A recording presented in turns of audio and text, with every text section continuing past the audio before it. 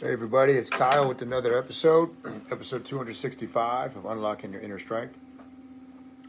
Second episode of the week because I want to keep my streak alive. We're leaving for vacation tomorrow and I got to stay ahead of schedule. So I'll load this in the system today. I'm going to talk about training today. It's been a little while since I've openly talked about training and my philosophies on it. But I think it's important because that is my foundation, right? That's my initial passion. And it's been really great training some one-on-one clients the past couple months, getting back in there, breaking out some of my old books for myself, my own training, and whatnot. And I'll preface it with this. I mean, you see a lot more stuff on social media now, and you see a lot of what I would call trainers, fake fitness experts. That's what I call them. Never been to a live seminar in their life. Their education includes going to a university, and they think that now they know training. I can tell you from when I went to the University of Delaware, great people there. I could count on one hand the things I learned there that I actually applied to training people and the training philosophy for Newell strength as it was created throughout the years. And that goes for nutrition too. And I had some great professors, but it's all been self-learned. But you have a lot of these fake fitness experts. Their mindset is throw more junk at the people, make it as hard as you possibly can, or use this latest gadget when nothing is as good as the old stuff, the tried and true stuff, right? Nothing is as good as that. You can do all the stuff you want on a TRX thing or a TRX strap. You got to lift some weights. You got to be able to use your body. That's the bottom line when it comes down to it. So let me dive into it. Enough rambling about that. So let's start with aerobics. So I think it's very important that you understand aerobics means with oxygen. Anaerobic is without oxygen. Life is aerobic. Now, sometimes we got to push really hard and do something that requires like a sprint, right? That's an anaerobic thing.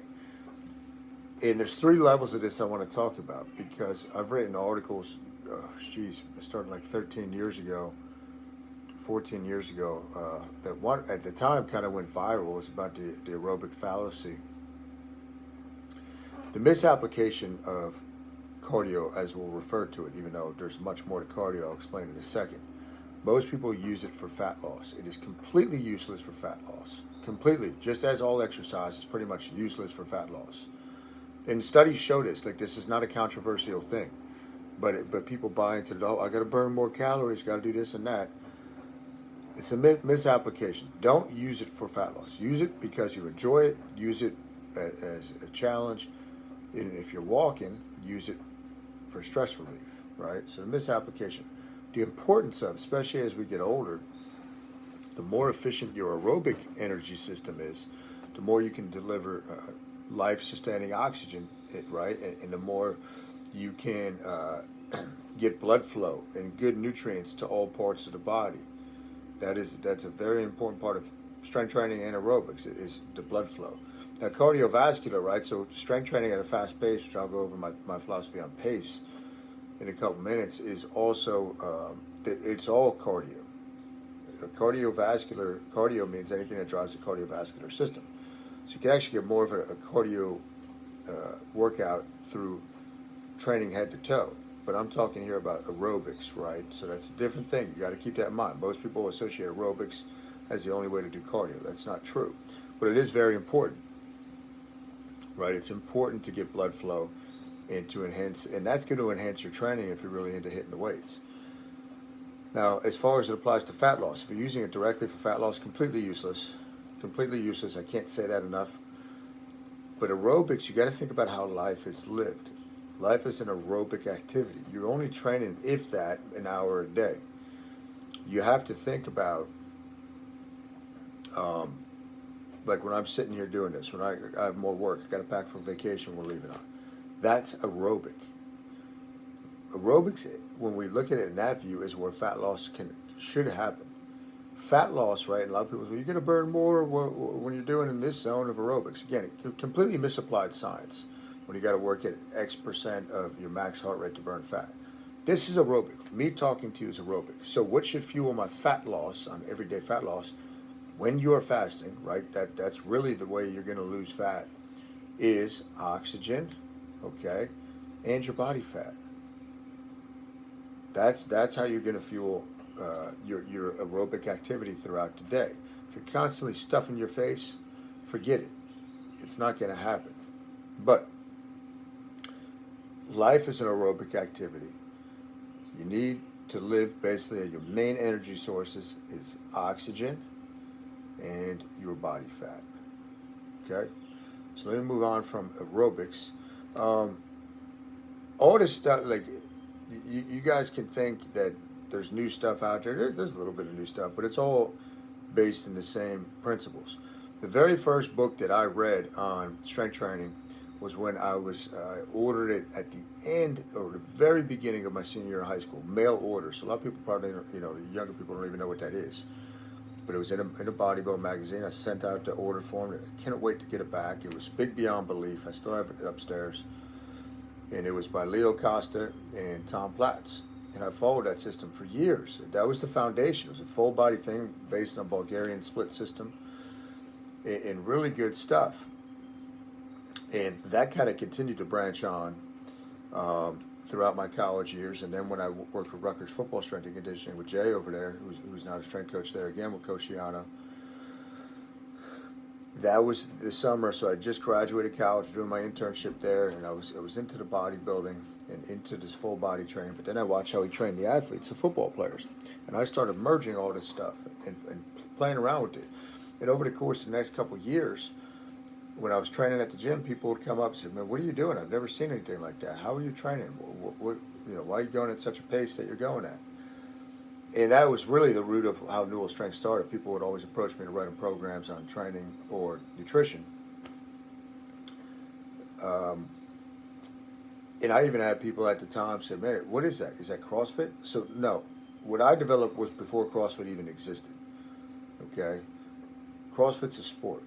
But they got the pace right. They got a lot of things right. They got a lot of things wrong, just like anything, right?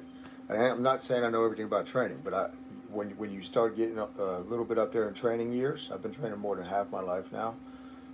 You kind of see and you let people go down the path. Sometimes there's bells and whistles and all that, but eventually people figure out, okay, the basics. You always got to have the basics. So a lot of the stuff, been there, done that. Learned more complex stuff with training than I would ever care to share with people, because a lot of it is not applicable to the people that we train at Newell Strength. But even then, right, you want to get people stronger, right? So our philosophy at Newell Strength is movement, get people to move well first, get them stronger, and train with peripheral heart action. So that's head-to-toe training. Get the blood pumping, get the heart rate up while you're training with weights. It's strength and conditioning. It's not strength then conditioning. It's strength and conditioning. So that's my thought on that. Biofeedback. Especially, again, as you get older. I'll be 40 in a couple months here, and got a lot of training years in my body. I feel the best I've ever felt. The best I've ever felt. So when people start saying, "Oh, wait till you get older," people have been telling me that since I was 15 years old. Wait till you're 25. Wait till you're 35. Wait till you're 40. So you got to take an intelligent approach. Yes, your body's different. It can't necessarily do the same things you could do when you're 20. But you got to look at biofeedback. Are you completely wiped? Right? Like Fridays, I always have I only hit the weights pretty much 3 days a week now. Fridays, I do my long set of squats. And I know that it's going to wipe me out. Come noon, come an hour from now, I'm going to be shot as far as my energy. But what I do is very intensive, but it's more for my mind than anything. But I can't do it every day. There's no need to. So actually, cycling back while I'm thinking of it, I actually have started taking up long distance running. Again, nothing to do with fat loss. It's a challenge for me. Is to kind of weed out any mental weakness I have as far as pushing myself. And I'm going to dabble in it and see if I want to start doing some races, potentially, building up half marathon, maybe 50 miler. We'll see where it goes. I don't know, but you got to train for that. But what I found about that kind of backtracking, this is how you piece stuff together. When I'm running, I'm very aware. Okay, if my calf gets tight, that it's okay. I'm not flexing and planting off my foot. My quad might have been tight, and that leads me into my next thing is stretching is very important. I shunned it for a long time because I bought into your power's going to go down, all this stuff. Stretching is very, very important. Okay, mobility work and stretching, that should be part of your training.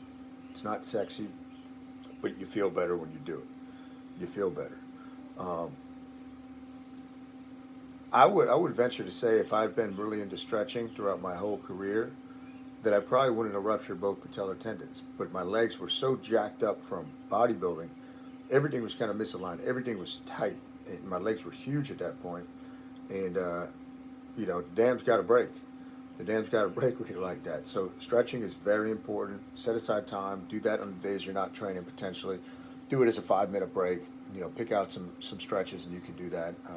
So I'll have Dana back on the other podcast soon, or maybe this podcast to talk more about stretching. That's one of her specialties. Volume. I believe in a lot of volume, right? You want to get a lot of blood flow, and that's my bodybuilding background, but you want to get the muscles pumped, you want to get the joints pumped, and I'll go back and forth. Sometimes I'll play around with bodybuilding training, so hypertrophy, higher reps and whatnot. And I actually find that to be much easier on my joints.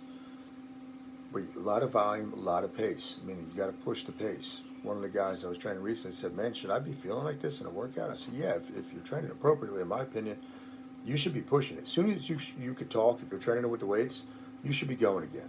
Forget about resting 3-4 minutes between a set. Okay, unless that's a very specific goal, but even then, supplement that time with stretching, supplement it with some mobility work. You should be doing something. So you want that oxygen debt when you're training with the weights. So that's anaerobic. Remember I was talking about aerobics? That's anaerobic. So fast pace. I like to work against the clock a lot now these days. Even if I'm trying to do time under tension, which is volume, that's really, so if you want to get muscle to grow, really, on average, your sets have to take between 40 and 70 seconds, which is way longer than most people take in a set. Most people are done within 15 seconds. Oh, I want to gain muscle. Well, how's your training? You got to ask, how's your training, how's your sleep? Those are the first two things when it comes to gaining muscle, right? Usually the intensity is not there, and I could tell you, I'm nowhere near as muscular as I once was from a visual perspective, but it's very hard to put on muscle. It is hard. It is not for the faint of heart. I can remember going in, I do the 8-minute sets of squats now, which oddly enough, not oddly enough, but it goes to my point, because I'm willing to experiment with stuff like that. My back developed more last year just doing the 8-minute set of squats than any time in my life. My back, not my legs, my back, just from holding that weight. So one long set. But I remember going in, we would do every Thursday night 25 sets of squats, right? And then I'll turn back around and hit legs again on that weekend, that Saturday, crush them again. But it was a ton of volume, right? Ton of volume. And realize that anybody can make you fatigued and tired. Know why you're doing what you're doing, right? If you run into any of these fake fitness experts, a lot of these trainers that can get these, first of all, I don't put any stock in certifications, right? Who certified the people that are certifying you? I let all mine expire. They're pretty much all useless as far as training goes. They're cool to have and whatnot. Again, that's not where the real learning takes place. But learn what is useful, make it your own, keep applying it, keep adapting, always experiment, apply as soon as you learn, right? As soon as I learn something, a new stretch or whatever, I start practicing it right in the kitchen. You gotta learn and then you apply, learn and apply. And I was telling a buddy yesterday, I'll finish with this, at jiu-jitsu, one of the most overlooked aspects of training is you have to be mentally engaged. That's why it's easier to train when you have something to train for, something to work towards. But you can have a program that looks perfect on paper. Don't matter if you're not mentally engaged in it.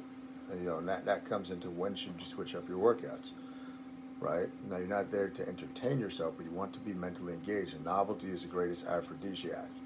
So you got to remember that as you're training. Continue to learn, continue to try different things, and push yourself, right? Training is more for your brain than anything.